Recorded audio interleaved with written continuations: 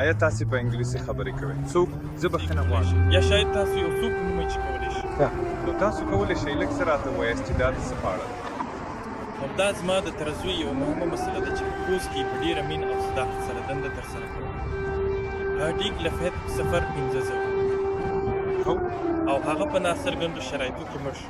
زه به ستا کیسه زما په یوټیوب چینل کې خپره کړم. مننه. تاسو ښه راغلاست. نو دا لړۍ لا هم په بشپړه توګه روانه ده او ژوند په خپلو ټولو اړخونو کې په دوامداره توګه دوام لري. او دا د نن ورځې د اوکراین واقعیت دی. ډېرې داسې کیسې شته، ډېرې داسې کورنۍ دي، ډېرې میندې غمجنې دي. نن په حقیقت کې د 2025 کال د اګست نهمه ده او موږ په اوسني وخت کې د کیو په مرکزي نقطه کې په دقیقه توګه ولاړ یو او دا هغه څه دي چې په دې شیبه کې پېښېږي.